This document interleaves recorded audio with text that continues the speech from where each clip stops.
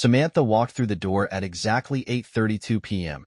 Same time as always, routine and predictable, except for the parts of her life she thought I didn't know about. Her smile was casual, effortless, the kind of expression you only wear when you have nothing to hide, or when you think you're too good at hiding it. She kissed me on the cheek, the way she always did, her lips soft, warm, but meaningless now. "Hey, babe," she said, setting her purse down, stretching, sighing like she had just come home from a long day of work. "How was your day?" The scent hit me before her words fully registered. Her perfume was different. Not the one she wore for me, the soft vanilla I had bought her last Christmas. No, this one was musky, heavier, the kind meant to linger on someone else's skin.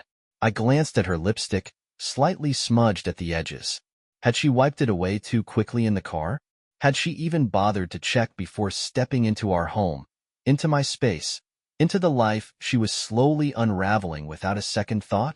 "Fine," I said, watching her carefully, keeping my voice level. "Just working on some new pieces." Her eyes flickered to the canvas behind me, curiosity sparking for half a second before she moved on.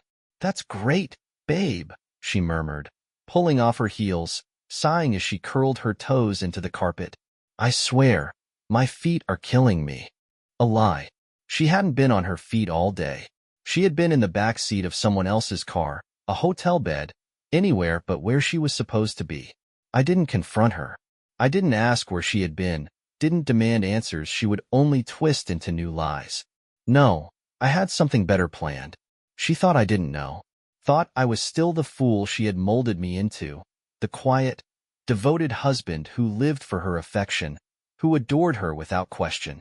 But I had already seen the messages, the missed calls she never explained, the hotel receipts shoved into the back of her drawer, the way she reached for her phone too quickly when I walked into the room. I had already felt the way she pulled away, the way her touch became lighter, absent, like she was already preparing to leave me behind. Maybe she was. Maybe she had already planned her exit. But I wasn't going to let her go that easily. I picked up my paintbrush. The first piece was subtle, almost too subtle. A faceless woman, standing at a crossroads, one path leading home, the other disappearing into dark, shifting shadows where another figure waited, his hands stretched toward her. The colors bled together, the edges blurred, as if the world itself couldn't decide what was real. The moment she saw it, I felt her hesitation, the slight pause in her step, the flicker of something unreadable in her expression. "That's different," she murmured, tilting her head slightly, studying the brushstrokes, her wine glass hovering near her lips. "What's it about?"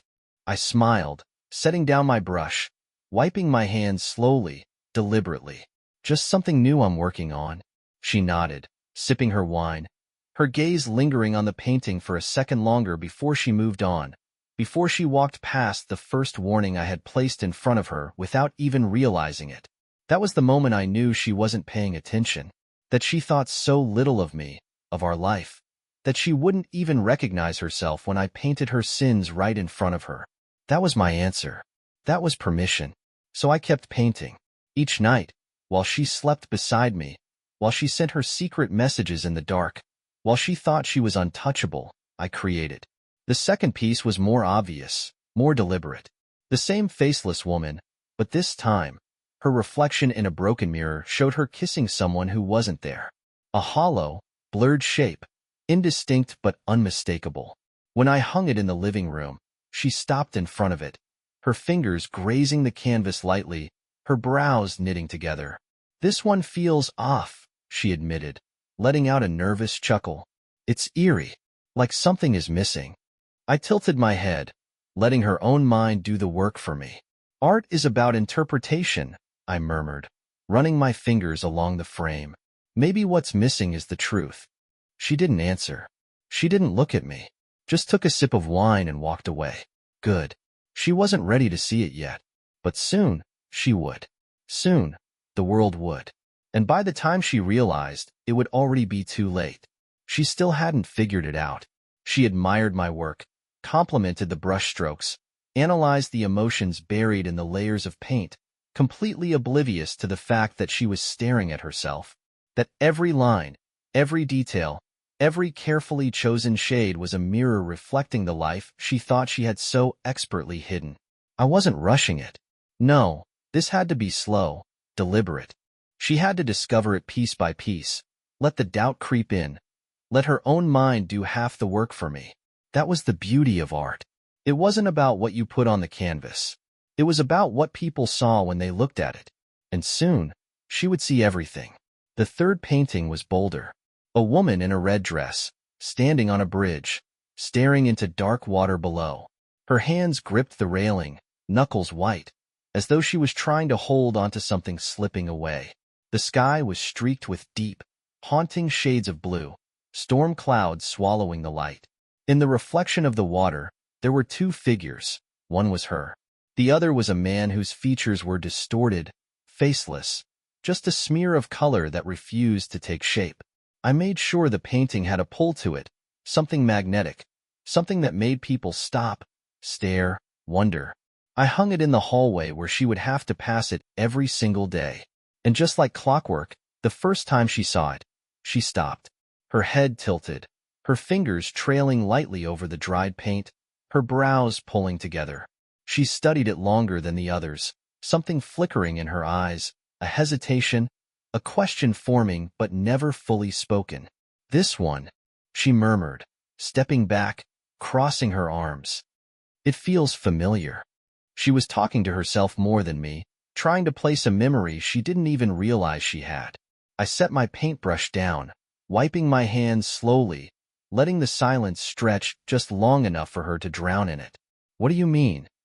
I asked finally, my voice calm, careful, as though I wasn't the one who planted the feeling inside her head. She shook her head quickly, almost as if shaking off a thought she didn't want. "I don't know. It just reminds me of something, but I can't put my finger on it." I smiled. Good. The seed was planted. That night, she was restless. I watched as she turned in bed, shifting, breathing unevenly, lost in whatever thoughts my painting had forced into her mind. The next morning, I found her standing in front of it again, arms wrapped around herself, staring like she was trying to solve a puzzle, like she was trying to remember something. "Why do you paint women like this?" she asked, her voice softer this time. I raised an eyebrow, stepping beside her, my eyes flickering over the canvas like I was seeing it for the first time. "Like what?" She hesitated. "Lost," she admitted finally, letting out a small, nervous chuckle. "Alone. Torn between something." I kept my face unreadable, turning my head slightly to study her instead. "Maybe that's just what I see." She swallowed, nodding slowly, but there was tension in her posture now, a hesitation she couldn't quite shake. She wanted to move past it, but her own mind wouldn't let her. And that was exactly what I needed. So I started pushing further. The fourth painting was different from the rest. More intimate, personal. It was of a hotel room, a specific one. The lighting was dim, shadows stretching along the walls, the bed messy, as if someone had just been there. A wine glass tipped over on the nightstand. A single high heel left abandoned near the door. But the detail that would pull her in the most? The dress hanging from the chair. Her dress.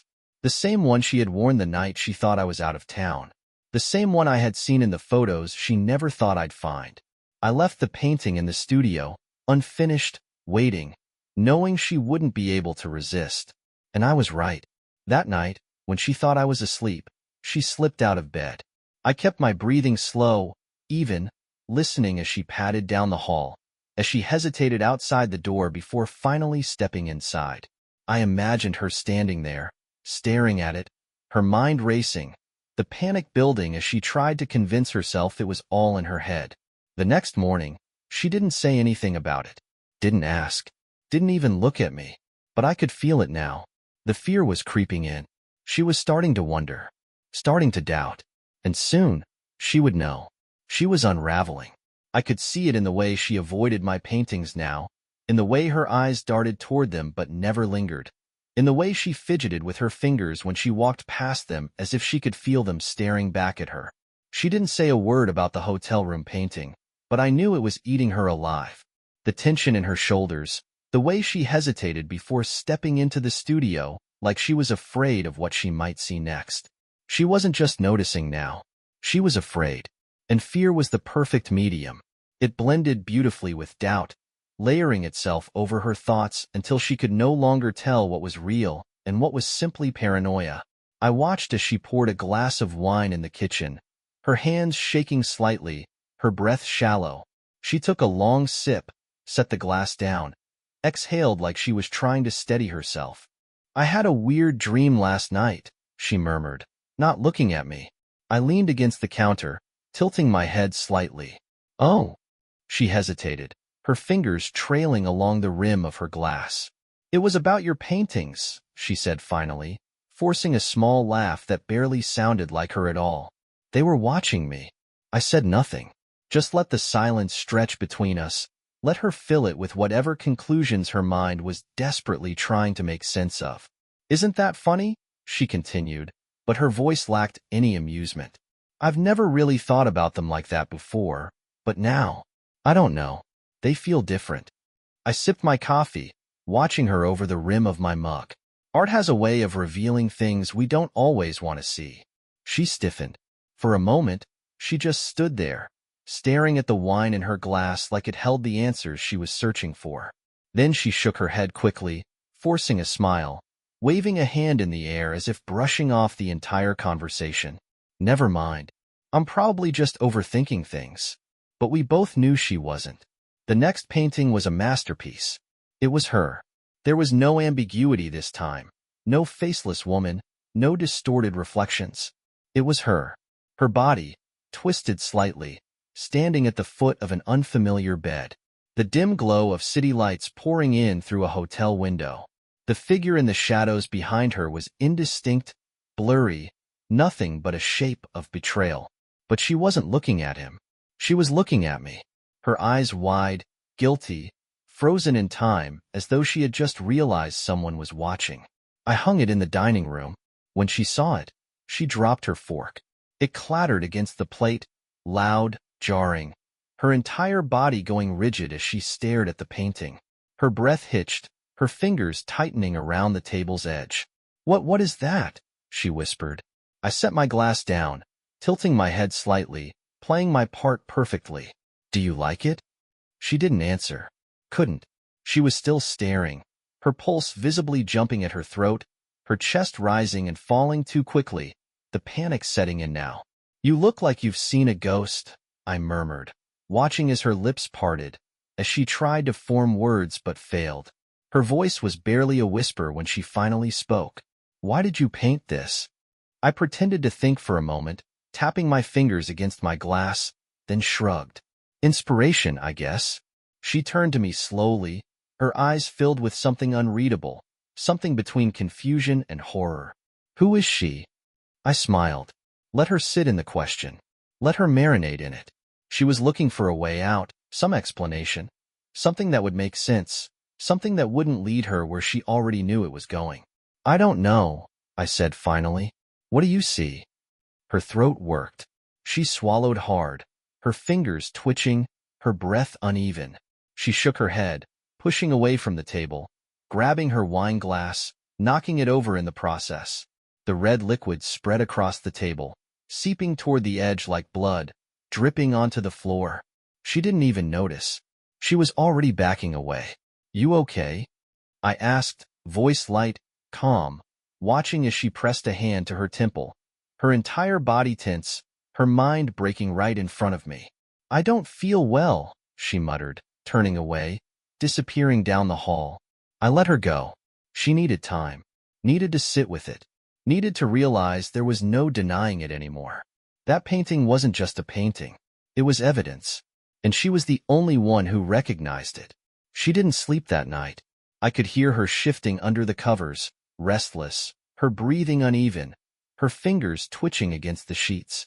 She was unraveling now, coming apart thread by thread, but she still wasn't ready to admit it, to me, to herself, to anyone. She was still trying to convince herself that it was a coincidence, that she was imagining things, that my art had nothing to do with her. But it was getting harder, wasn't it? She tossed and turned, let out shaky breaths, stared at the ceiling like the answers would write themselves above her head. But I already knew what she was thinking. Did he know? How much did he know? Had he known all along? Was this all a trap? The questions were eating her alive, and I let them. I let her mind work itself into exhaustion, let the paranoia settle into her bones, let the weight of it press down on her until she could barely breathe. But still, she said nothing. Still, she didn't dare speak the words out loud. Because once she did, it would be real. The next morning, she moved around the house quietly, avoiding my eyes, avoiding the paintings, avoiding herself. She picked at her breakfast, barely eating, barely speaking, but I could feel it, the tension, the suffocating guilt sitting just beneath her skin. "You seem off," I said casually, sipping my coffee, watching her across the table. "Everything okay?" She stiffened slightly, her fingers tightening around her fork before forcing a smile that looked more painful than convincing. "Yeah," she lied. "Just tired." I nodded slowly, pretending to believe her, pretending I couldn't see the way her hands shook when she reached for her coffee cup, pretending I hadn't heard her crying in the bathroom at 2 a.m. She was spiraling, and now it was time for the final push. I had an exhibition coming up, the biggest one of my career. It was being hosted at one of the most prestigious galleries in the city, invitations sent out to collectors, critics, art lovers, and, of course, Samantha's closest friends and colleagues.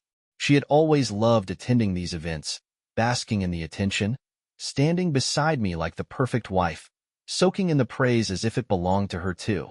But this time, she had no idea what was waiting for her. I spent weeks preparing, working late into the night, locking myself in my studio, letting the anticipation build. She didn't dare ask what I was painting. She didn't want to know. She had stopped looking, stopped commenting, stopped acknowledging my work altogether. Maybe she thought if she ignored it, it would go away. But it wouldn't. Not this time. The night of the exhibition, she wore a black dress, elegant and effortless, her makeup flawless, her smile carefully practiced.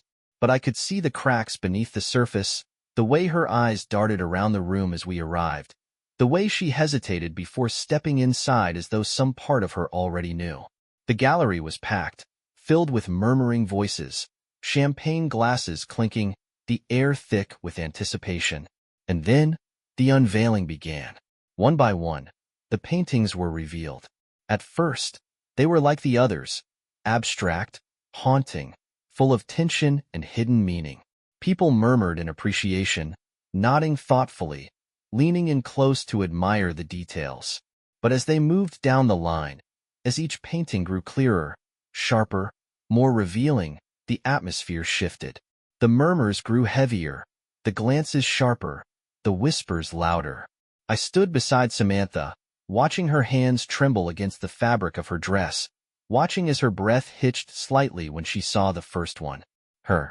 It was unmistakable now. No faceless figures, no blurred reflections. Just her, frozen in moments she never thought would be exposed.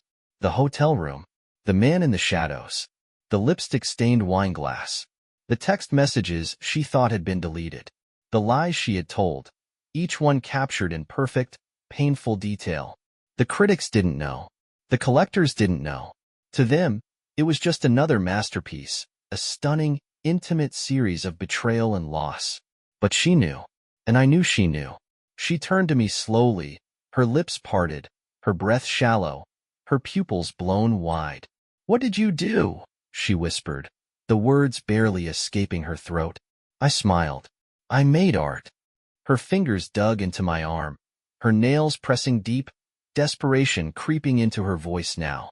"This isn't funny, Daniel. What did you do?" I leaned in close, lowering my voice so only she could hear. I told our story. She let out a short, sharp breath, shaking her head, her entire body trembling now. You can't." But I did. The whispers were growing, the crowd shifting, people glancing at her now, recognizing the resemblance, putting the pieces together. Her friends, her co-workers, her lover's wife. I saw the way realization dawned on their faces, the way their eyes flickered between the paintings and the woman standing beside me, the way conversations grew hushed, sharp with curiosity and judgment. She was trapped. Nowhere to run. Nowhere to hide. Her perfect little world, the one she had built on lies and betrayal, was crumbling in front of her. And there was nothing she could do to stop it. Her breathing was erratic now, her eyes wet, her hands shaking as she grabbed my wrist. "Please," she begged, voice breaking. "Please take them down." I looked at her for a long moment, as if considering, as if I actually cared. Then, I smiled again. No. She didn't speak. She couldn't. She just stood there, her breathing shallow, her fingers twitching slightly, her pulse visible at her throat as she looked around the room and realized exactly what had happened. The murmurs were growing, whispers slithering through the crowd, painting her in quiet accusations. People weren't just admiring the art anymore. They were studying it. The way you study a crime scene, searching for evidence, piecing together a story that was never meant to be told. Someone muttered her name, a hushed breath of recognition, and that was when I saw it. The moment she realized she was truly trapped. It was in her eyes, in the way they darted between the faces staring at her, in the way her body tensed as though she was preparing to run. But where could she go?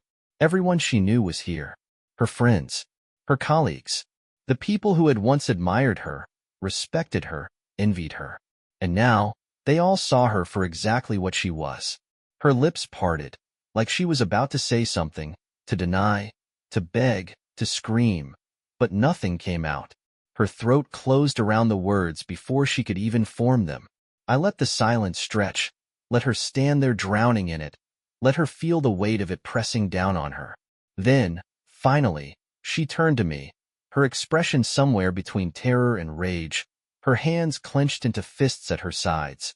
"You ruined me," she whispered, barely loud enough for anyone else to hear. I smiled. "No, Samantha, you ruined yourself. I just made sure everyone saw it."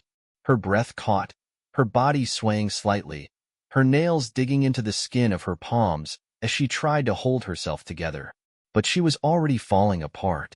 I could see it happening in real time, the cracks forming, spreading, consuming her. She turned abruptly, pushing through the crowd, her movements frantic, her heels clicking sharply against the polished floor as she tried to escape. But whispers followed her. The truth followed her. A few people stepped back as she passed, as if afraid that her downfall might somehow be contagious, as if standing too close would pull them into the wreckage. I followed at a distance, slow, measured, savoring every second of it. She made it to the gallery's entrance before she stopped, hesitation flickering across her face as she realized that outside this building was another world full of eyes, of cameras, of people who would soon know everything. She turned back to me, and I could see the desperation now, the silent plea in her gaze, the last-ditch effort to find some way out of this. "Please," she whispered, voice breaking. "Daniel, please. We can fix this." I almost laughed. "Fix this?"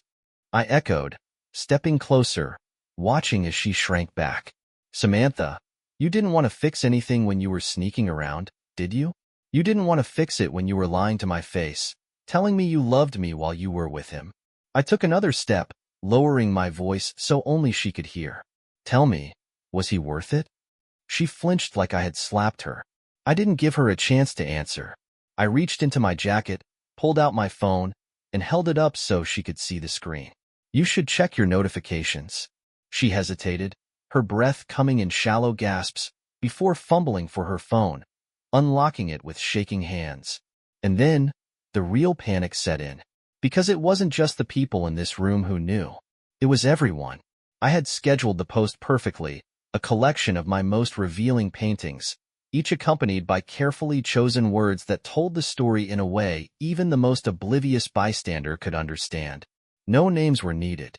The world would know exactly who she was. And judging by the way her phone vibrated nonstop in her grip, the comments were already pouring in. She let out a strangled sound, something between a gasp and a sob, her fingers tightening around the device like she wanted to crush it in her hands. "You didn't," she whispered, but it wasn't a question. She already knew the answer. I shrugged. "I did." She looked up at me, her face pale, her mascara smudged at the corners of her eyes, her lips trembling. "I hate you," she breathed. But there was no venom left in it. Just defeat. "That's fine," I said simply. "Because soon, you won't even exist." She let out a short, broken breath, shaking her head, turning away, pushing through the doors into the cold night, into the world that was waiting to devour her. I didn't follow. There was no need. Her destruction was already in motion. She would spend the next days, weeks, months watching as her life crumbled, as the invitations stopped, as the whispers followed her wherever she went. No one would trust her. No one would want her. She would live in the ruins of what she had built, knowing that it was her own choices that had led her here. And that was the real masterpiece. I stood in the doorway, watching as she disappeared down the street, my phone still buzzing in my hand. Messages, calls, headlines already forming. I smiled, tucking the device back into my pocket, turning back to the crowd, to the faces still staring at my work in awe, still trying to dissect the meaning behind each brushstroke. Let them wonder. Let them interpret. The story had already been told. And Samantha? She was nothing more than a name whispered in the past, a ghost painted onto a canvas, a lesson that would never be forgotten. She was gone, and I had made sure the whole world watched. Samantha was gone. Not physically.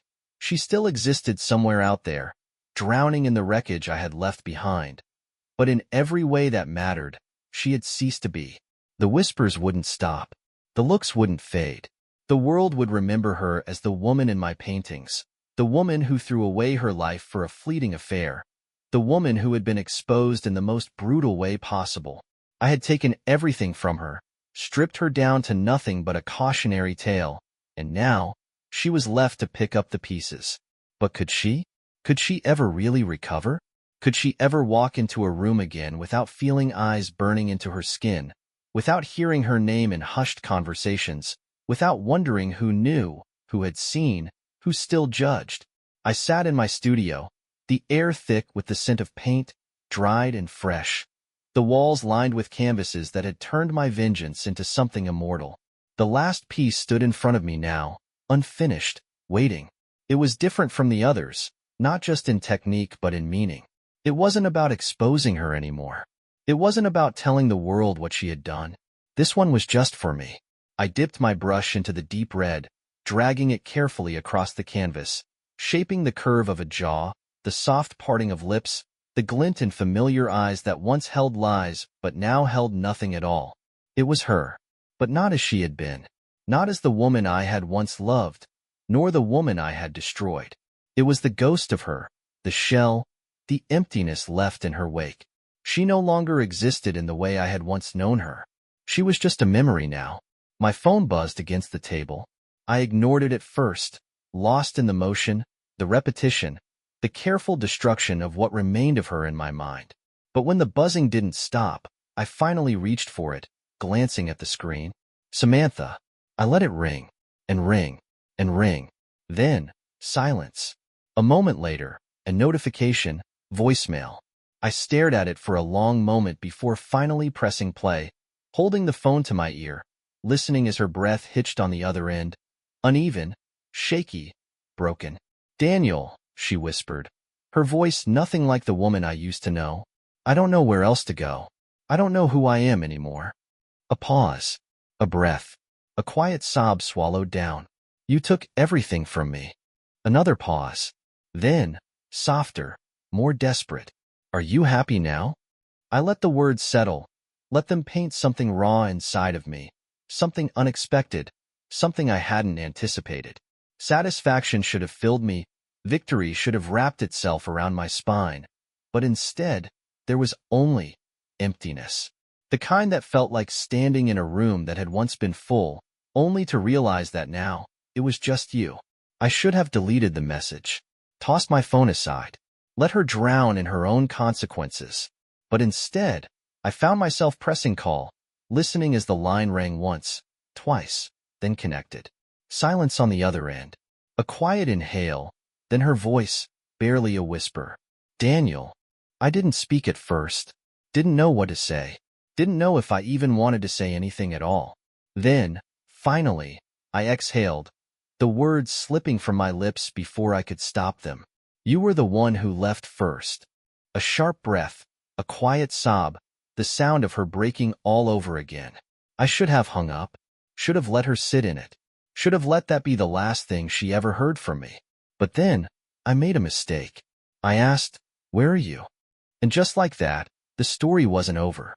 The moment I asked where she was, I regretted it. There was silence on the line, not the tense, waiting kind, but the kind that felt like stepping off the edge of something I had already walked too far into. I could hear her breathing, soft, unsteady, as if she wasn't sure if I had actually said it, as if she was waiting for me to take it back, to hang up, to leave her in the silence she now lived in. But I didn't. I waited. And finally, after a long, shaky inhale, she whispered, "I don't know." Her voice wasn't hers anymore. It wasn't sharp, wasn't confident, wasn't even broken in the way I expected it to be. It was just empty, hollow, as if she really meant it, as if she had no idea where she was, in a literal or metaphorical sense, as if she had stopped belonging to the world completely. And for the first time since this all began, since I decided to destroy her, I felt something I didn't expect: regret. I clenched my jaw, shaking the thought from my head. No, she deserved this. She had done this to herself. I had only painted the truth. But still, the feeling gnawed at me, crawled under my skin, made the phone feel heavier in my hand. "Tell me where you are, Samantha." I kept my voice calm, steady, controlled, but she heard the shift in it, the change I hadn't meant to let slip through. She let out a broken laugh, the sound barely there. "Why?" she whispered. "So you can make sure I've lost everything? So you can watch me disappear?" I should have said yes. I should have let her believe it. But instead, I exhaled slowly, ran a hand through my hair, and said, "I just need to see you." She was quiet for a long time. I thought maybe she had hung up, maybe she had decided she had nothing left to say. But then, she whispered an address. A hotel? Of course. The same place where everything had started, where she had spent stolen nights with him, where she had thought I would never find out. Now, it was where she had gone to hide from the world, from herself, from me. I ended the call without another word, grabbed my keys, and left before I could talk myself out of it. When I arrived, I hesitated outside the door longer than I should have. What was I doing? What did I expect to find? Was I looking for closure, or was I looking to twist the knife one last time? My hand hovered over the door handle, and for the first time in a long time, I didn't know what I wanted. Finally, I knocked. She opened the door slower than I expected, as if she had debated letting me in at all. When I saw her, I almost didn't recognize her. She looked smaller, not physically, but in presence, in the way she carried herself. Her shoulders hunched, her arms wrapped around herself like she was trying to disappear inside her own skin. Her makeup was smudged, her hair a mess, her clothes wrinkled as if she had slept in them, or maybe just never bothered to change. This wasn't the woman I had destroyed. This was just what was left. We stood there, staring at each other, and for the first time in weeks, she didn't try to defend herself. She didn't try to lie. She just whispered, "You win." I should have felt satisfaction. I should have smiled, told her that I already knew that, turned around and left, let her sit in her own ruin. But instead, I just sighed. "Samantha." "No," she cut me off, shaking her head. "You don't get to pretend to care now.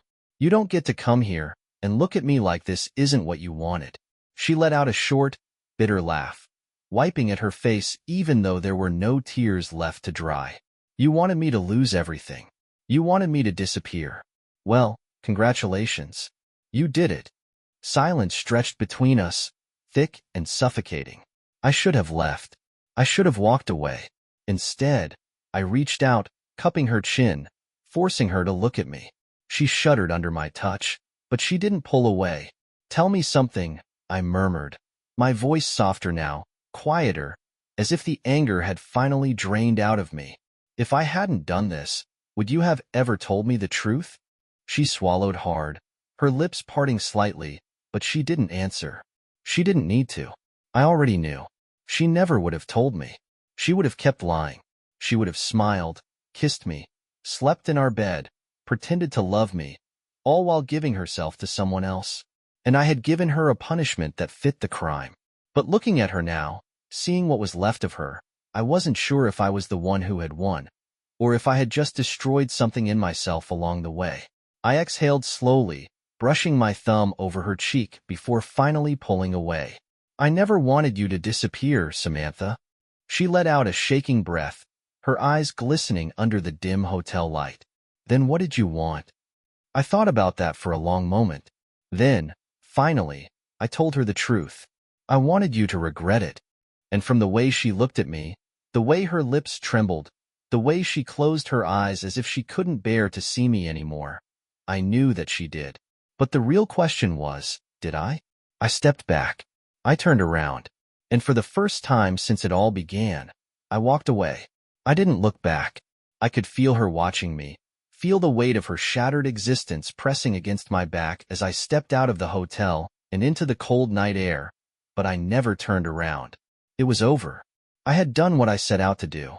She had nothing left. No reputation, no future, no escape from the wreckage I had made of her life.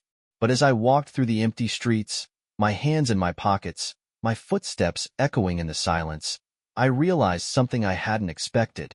It didn't feel good. It didn't feel like victory. It didn't feel like the grand revenge I had imagined when I first picked up that brush. She was ruined, yes, but I didn't feel whole. If anything, I felt emptier than before. I told myself I had done the right thing, that she had deserved it, that if I had just let her get away with it, I would have been the one left picking up the pieces of a life she had already planned on leaving behind. She had never intended to tell me the truth. She had never once looked at me and thought I was worth honesty. And yet, as I turned the corner onto my street, as I approached my studio, the place that had once felt like my sanctuary, I realized it didn't feel like mine anymore. The paintings were still there, hanging on the walls like ghosts, like memories frozen in time. I had poured my pain into them, turned my betrayal into something the world could see, could admire, could analyze and discuss. But now, they only reminded me of her. Every brushstroke was a piece of her I had captured, every color a reflection of the moments I had once cherished before I knew what kind of person she really was. I sat down in front of my latest work, the one I had started after the gallery, after she had disappeared into the night, after I thought I had finished telling our story. It was different from the others. It wasn't about exposing her anymore. It wasn't about betrayal or vengeance or revenge. It was just her. And that was what unsettled me the most. That after everything, after taking everything from her, after making sure she had nothing left, I still saw her. My phone buzzed. I ignored it at first, staring at the unfinished painting, watching as the shadows twisted across the canvas under the dim studio lights. But when it buzzed again, something inside me hesitated. I reached for it, half expecting another message from her, another voicemail filled with guilt and regret. But it wasn't. It was an email. From the gallery. I opened it, scanning the words quickly, feeling a strange numbness settle in my chest. They wanted more. More paintings, more stories, more truth. My collection had gone viral, had spread beyond the city, beyond the critics, beyond the collectors. People were obsessed. They wanted to see what came next. They wanted more of my pain. I set the phone down, rubbing a hand over my face, exhaling slowly. It should have been satisfying. It should have felt like success. But instead, it felt like a door closing. Like I had trapped myself inside a story I could never escape from. Because what was I supposed to paint now? What was left to say? She was gone. I had one. So why did it still feel like she was haunting me? I stood up abruptly, grabbing the painting, my grip tightening around the frame. I could feel my pulse in my fingertips, my breath uneven, something inside of me screaming to let go. And before I could stop myself, before I could think, I ripped it from the easel and slammed it onto the ground. The sound echoed through the studio, sharp and final. I stared at the broken canvas, my chest rising and falling, my vision blurring at the edges. It was over. It had to be. My phone buzzed again. A text. Unknown number. I saw the paintings. I finally understand. I'm sorry. I let out a short, bitter laugh. running a hand through my hair. She still thought she could fix this. Still thought there was something left between us. But there wasn't. Not anymore. Not ever. I picked up my phone, stared at the screen for a long moment, then typed out the only thing left to say. Goodbye, Samantha. I hit send. And then, for the first time since this all began, I put the brush down and walked away. It had been 6 months since I sent that final text. 6 months since I put my brush down. Since I walked away from the story I had spent so long creating. Since I had let her go. At least, that's what I told myself. The world had moved on. The art world still whispered about my collection, still analyzed every brushstroke, still speculated about the woman behind the paintings. Some called it a masterpiece. Others called it a tragedy. No one knew the truth. And maybe that was the way it was supposed to be. I had given them my pain, wrapped it in color and shadow, and in return, they had given me everything. The fame, the recognition, the success I had never quite reached before. People wanted more. But there was nothing left to give. I didn't paint anymore. Not because I couldn't, but because every time I picked up the brush, all I saw was her. Her face. Her betrayal. Her ruin. The moment she had looked at me with those broken eyes, whispering, "You win." And for the first time, I wasn't sure if I had. I had tried to forget her. I had tried to move forward. But there was one thing I hadn't accounted for. What happens after revenge? No one talks about that part. No one tells you what to do when the anger is gone, when the fire has burned itself out, when the thing that fueled you for so long is no longer there. I had spent so much time tearing her down that I had forgotten what came next. And maybe, deep down, I had expected her to disappear. But she hadn't. She had been quiet for months. No social media, no calls, no emails, nothing. It was as if she had vanished from existence, and for a while, I assumed she had. But then, one evening, a single email arrived in my inbox. No subject, no greeting, just one line. There's a new gallery opening in your city. You should see it. No name, no details. But I knew. I knew. I shouldn't have gone. I should have deleted it, ignored it, moved on like I swore I had. But I didn't. Because part of me still needed to know. Part of me still wondered what had happened to her. So I went. The gallery was smaller than mine had been, tucked in the quieter part of the city, dimly lit, intimate. And the moment I stepped inside, I felt it. The weight, the energy, the same feeling that had filled the air the night I had destroyed her in front of the world. Only this time, it wasn't my work on display. It was hers. I moved through the room slowly, my breath steady, my heart anything but, my eyes scanning the canvases lining the walls. At first, they were abstract, dark, heavy strokes of paint, tangled figures lost in shadows, pieces of something broken but still trying to exist. And then, as I moved further, I started to recognize them. Recognize myself. The way she had once been my muse, I had become hers. The paintings weren't of her. They were of me. But not the me I had crafted for the world to see.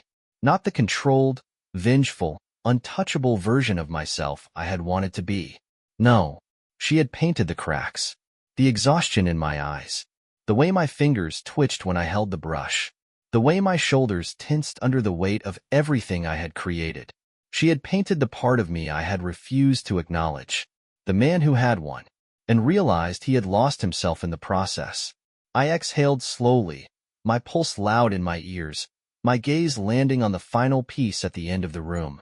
Larger than the others, displayed alone, a spotlight casting shadows across its surface. It was her, but not the woman I had painted, not the woman standing in the hotel room, caught in her own lies, not the woman exposed and ruined. This was different. This was a woman reborn. She stood in front of an empty canvas, a brush in her hand, her gaze forward, unflinching, untouched by the past. She had moved on, and she wanted me to know. I didn't realize how long I had been standing there until I felt her beside me. Not close, not touching, just there. For the first time since I had walked away from that hotel room, I turned to face her. She looked different. Not in the way you notice when someone changes their hair or loses weight, but in the way someone becomes something new. The woman I had ruined no longer existed. She had rebuilt herself. And for the first time since this all began, I wasn't sure which one of us had truly won. She didn't speak. Neither did I. There was nothing left to say. She had painted her truth, and I had finally seen it. I nodded once, slow, final, then turned and walked away. This time, for good.